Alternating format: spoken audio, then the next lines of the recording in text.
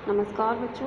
कक्षा 6 के बच्चे मेरे साथ हिंदी रीडर का आज पाठ 8 पढ़ेंगे, भारत की एकता।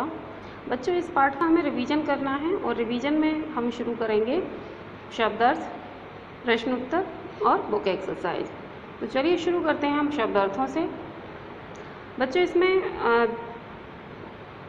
शब्द हैं जो नए शब्द हैं, यही आपके शब्दार्थ हैं।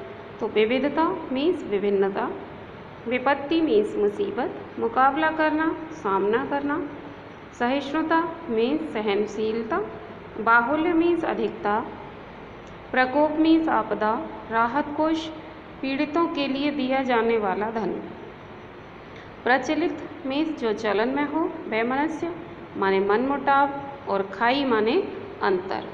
तो ये तो हैं आपके बच्चों शब्दार्थ। अब हम करते हैं बहुविकल्पीय शब्दों का रिवीजन। तो बहुविकल्पीय प्रश्नों में पहला प्रश्न है, भारत में किन जातियों और धर्मों के लोग रहते हैं? तो इसमें सही उत्तर है विभिन्न जातियों और धर्मों के। इसके बाद प्रश्न नंबर 2 है, भारत उत्तर में कश्मीर से लेकर दक्षिण में कहाँ तक फैला है? भारत उत्तर में कश्मीर से लेकर दक्षिण में कहाँ तक फैला है? तो इसका सही उत्तर होगा कन्याकुमारी तक। इसके बाद प्रश्न नंबर 3 है, महाभारत के रचनाकार कौन है? तो इसका उत्तर होगा वेद व्यास। प्रश्न नंबर 4, भाषा भेद की खाई को भरने के लिए गांधी जी ने किस भाषा का महत्व समझाया है? तो इसका उत्तर होगा हिंदी भाषा का। अब इसके बाद आते हैं बच्चों लघु उत्तरीय प्रश्नों पर। पहला प्रश्न है इसमें, भारत कहाँ से कहाँ तक फैला हुआ है? तो इसका सही उत्तर होगा भारत उत्तर में कश्मीर से लेकर दक्षिण में कन्याकुमारी तक फैला हुआ है। भारत उत्तर में कश्मीर से लेकर दक्षिण में कन्याकुमारी तक फैला हुआ है। इसके बाद प्रश्न नंबर 2 है, गणतंत्र दिवस की झांकियों में क्या दिखाया जाता है?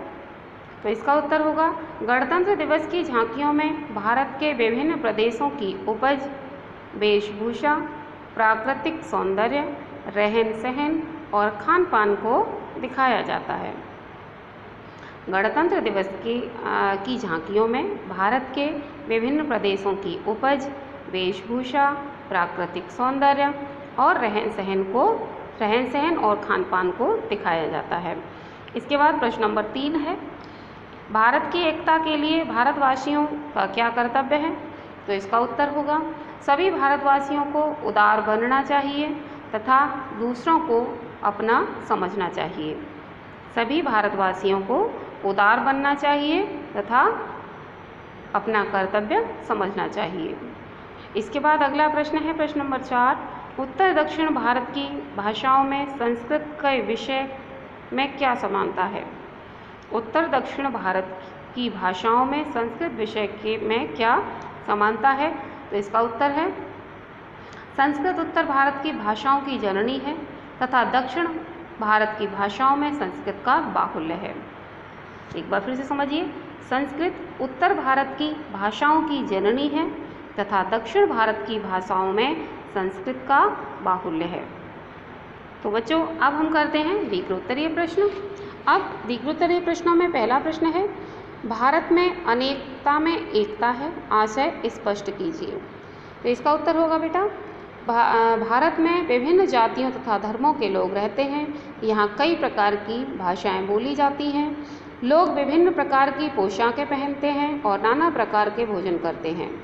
यहाँ सब लोग मिलजुल कर रहते हैं। यही भारत की अनेकता में एकता है।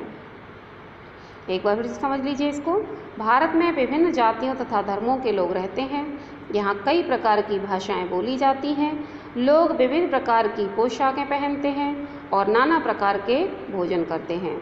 यहाँ सब लोग मिलजुल कर रहते हैं। यही भारत की अनेकता में एकता है।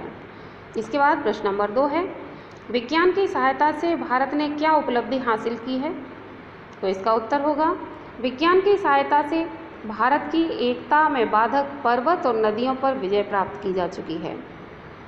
विज्ञान की सहायता से भारत की एकता में बाधक पर्वत और नदियों पर विजय प्राप्त की जा चुकी है। सड़कों और रेलवे लाइन का जाल बिछ चुका है। कार, बस, रेल, वायुयान प्रतिदिन भारत के एक कोने से लोगों को दूसरे कोने के लोगों से मिला रहे हैं। इसके अलावा यदि भारत के प्रदेश या कोने में यदि भारत के किसी प्रदेश या कोने में अकाल, भूकंप, बाढ़ आदि प्राकृतिक प्रकोप आते हैं तो भारत के उस प्रदेश में तुरंत सहायता पहुंचाई जा सकती है। अब भारत में अगर कहीं कोई अकाल आता है किसी प्रदेश में या किसी कोने में कोई प्राकृतिक आपदा आती है तो वहाँ उसी समय कुछ समय के उपरांत ही तुरंत वहाँ सहायता पहुँचा दी जाती है। अब आता है बच्चों प्रश्न नंबर 3, धर्म के विषय में पाठ में क्या कहा गया है? तो इसका उत्तर है धर्म का मुख्य उद्देश्य ईश्वर की प्राप्ति है। धर्म का मुख्य उद्देश्य ईश्वर की प्राप्ति है। भारत में प्रचलित विभिन्न धर्म उस सर्वशक्तिमान प्रभु के पास ले जाने का प्रयास करते हैं।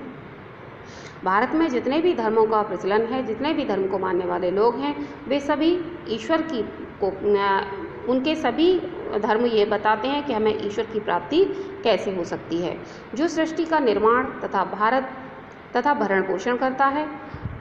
सभी धर्म लोगों में नम्रता, दया, सहिष्णुता और कर्तव्यपरायणता आदि गुण सिखाते हैं। उन्हें प्रेम और एकता से रहने का संदेश देते हैं। कोई भी धर्म घृणा, अहंकार, स्वार्थ और दुर्गुण की शिक्षा नहीं देता है। कोई भी धर्म ये नहीं सिखाता कि किसी के साथ अधर्म किया जाए या किसी के साथ हिंसा प्रवृत्ति का व्यवहार किया जाए। प्रत्येक धर्म यही सिखाता है कि हमें दूसरों के साथ प्रेम से रहना चाहिए और निस्वार्थ भाव से हमें दूसरों की सेवा करनी चाहिए। इसके बाद अगला आता है बच्चों प्रश्न नंबर 4, राष्ट्र को एक सूत्र में बांधने में हिंदी का क्या योगदान है? राष्ट्र को एक सूत्र में बांधने में हिंदी का क्या योगदान है? तो इसका उत्तर होगा राष्ट्र को एक सूत्र में बांधने के लिए हिंदी ने महत्वपूर्ण योगदान दिया है। हिंदी सर्वगुण संपन्न भाषा है। इसमें तत्सम, तद्भव, देशी और विदेशी शब्द प्रचुर मात्रा में मिल जाते हैं। भारत के हर प्रांत में हिंदी बोली जाती है। इसका स्वरूप चाहे जो भी हो। एक बार फिर से समझ लीजिए इसको। राष्ट्र को एक सूत्र में बांधने के लिए हिंदी ने महत्वपूर्ण योगदान दिया है। इसमें तत्सम, तद्भव, देशी और विदेशी शब्द प्रचुर मात्रा में मिल जाते हैं। भारत के हर प्रांत में हिंदी बोली जाती है, चाहे उसका स्वरूप कोई भी हो। तो बच्चों इस तरह से आपको आज ये रिवीजन करना है, इनको पुनराभ्यास करना है, शब्द अर्थों का, लघु उत्तरीय प्रश्नों का, दीर्घ उत्तरीय प्रश्नों का, और इनको अच्छे से लिख कर के भी देखना है बच्चों, जिससे कि आपकी राइटिंग सुधरे और आप अच्छे से इसको आपको ये याद भी हो जाए। धन्यवाद।